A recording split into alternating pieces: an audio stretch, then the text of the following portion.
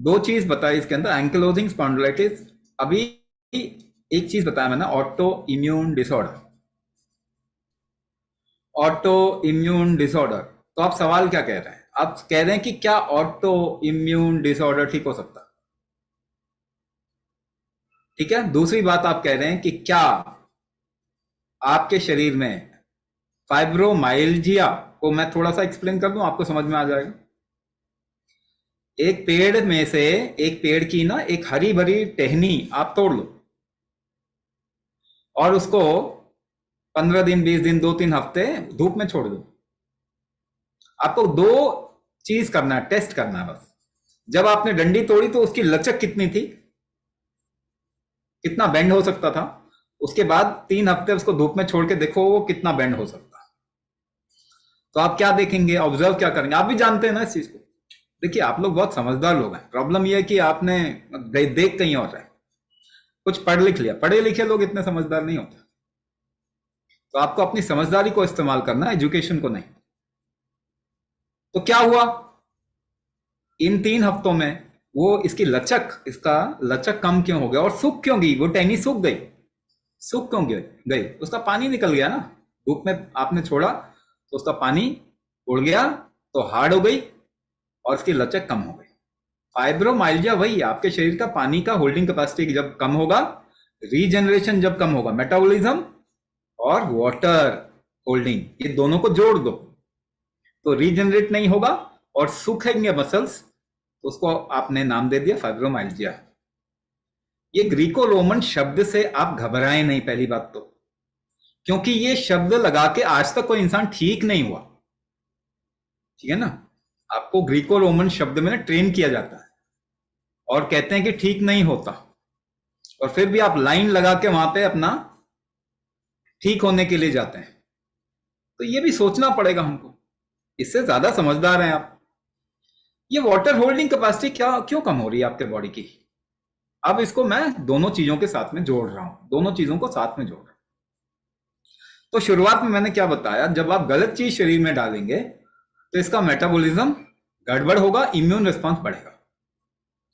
Metabolism गड़बड़ होगा तो मेटाबोलाइट्स यानी आपका शरीर इसको इस्तेमाल ठीक से नहीं करेगा, टॉक्सिन्स बनेंगे ज्यादा, और उसको पानी में घुलो के ही, पानी में डिजोल्व करके ही शरीर बाहर निकालता है। तो दो जगह लोड पड़ता है आपके बॉडी पे, लिवर पे और किडनी पे। क्या ये दोनों प्रॉब्लम्स बढ़ रही हैं दुनिया में? हाँ, आप डायलिसिस सेंटर ढूंढ लीजिए गूगल करके कि कितने डायलिसिस सेंटर नए खुले, कितने लोगों को किडनी प्रॉब्लम। तो आपको पता चलेगा बहुत लोगों को हो रहा है।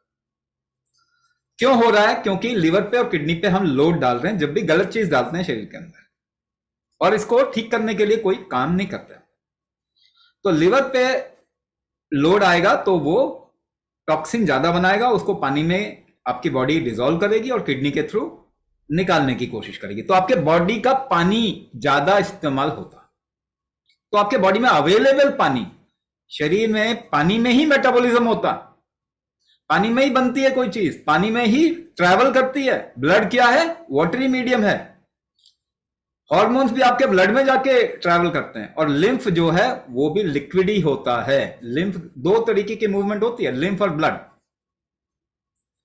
तो पानी ही कम हो गया तो एक तो ऑर्गन में सुखावट आएगी।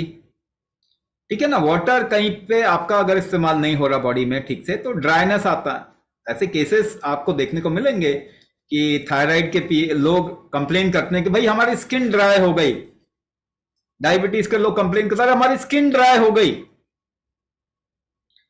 हार्ट प्रॉब्लम भी इसलिए आ रही है क्योंकि वाटर होल्डिंग कैपेसिटी बॉडी की कम है। और ब्लड प्रेशर कम कैसे कर रहे? पानी निकाल के बॉडी से। तो गलत तरीका अगर अपनाएंगे तो प्रॉब्लम बढ़ती है। तो कहने का मतलब ये, अगर आपका मेटाबॉलिज्म वीक हो जाता है, पानी की होल्डिंग कैपेसिटी बॉडी की कहीं और इस्तेमाल होने लग जाता है, अवेलेबल कम हो जाता है पानी। दूसरा काम क्या होता है, इम्यून ट्रिगर्स हमेशा बढ़ते हैं और कम, क्योंकि मेटाबॉलिज्म ठीक नहीं है, रिस्क आ रहा है बॉडी में, तो बार बार इम्यूनिटी उठ रही है, जा रही है, डाउन हो रही है, उठ रही है, डाउन हो रही है।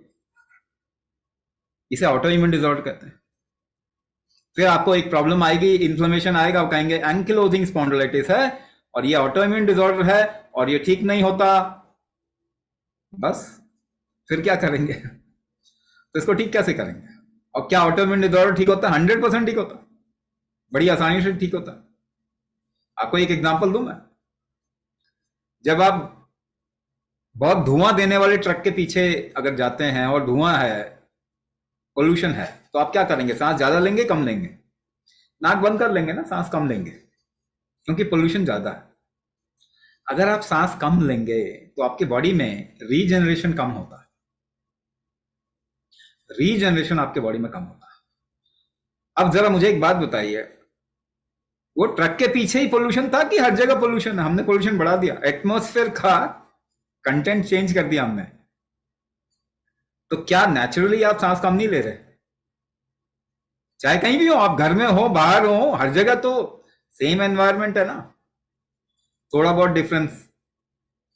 तो आप तो नेचुरली आपके बॉडी में रिजेनरेशन कम हो रहा है, तो इसीलिए ये कंडीशन तो बढ़ेगी ही बढ़ेगी, आगे आने वाले टाइम में बहुत बढ़ेगा। देखो, हार्ट अटैक भी बहुत बढ़ेगा, कैंसर के केसेस बहुत बढ़ेंगे, डायबिटीज और थायराइड तो एपिडेमिक बन ही रहा है, ऑटो इम्यून डिसऑर्डर एपिडेमिक हो ही चुका।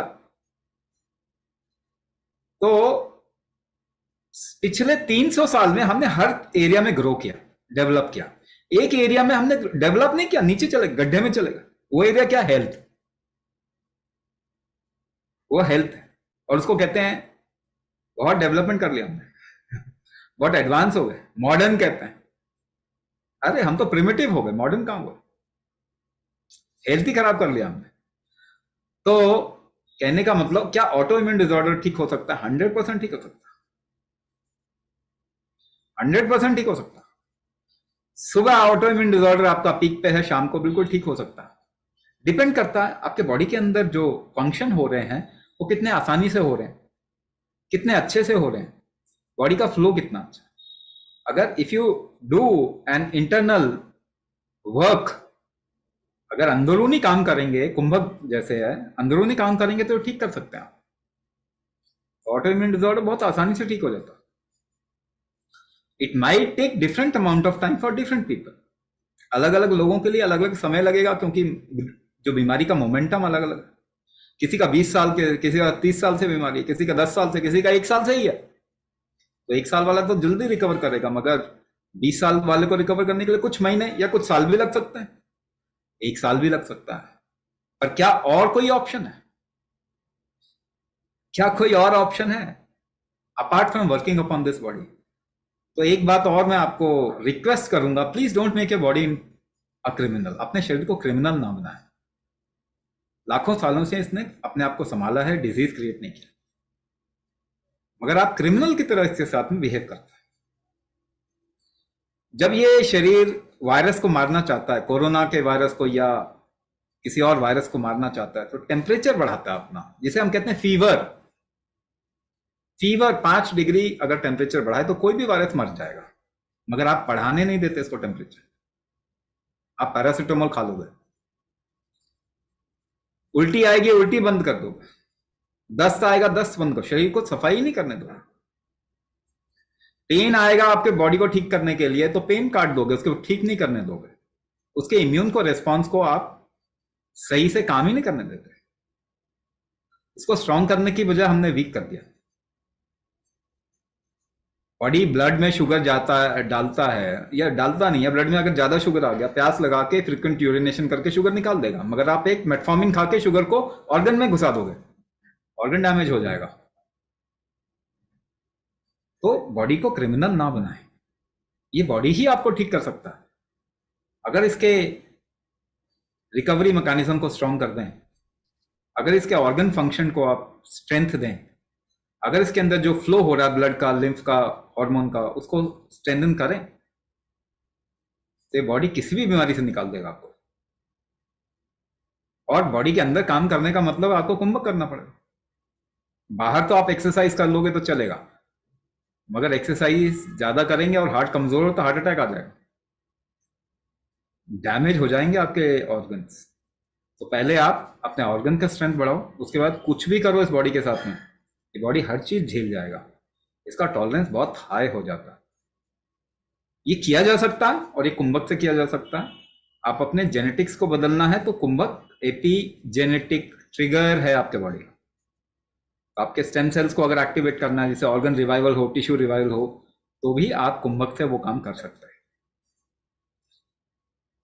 तो जरा please open up your mind. ये ह्यूमन बॉडी बहुत प्रेशियस गिफ्ट है हमारे लिए, इसको क्रिमिनल नहीं बनाते।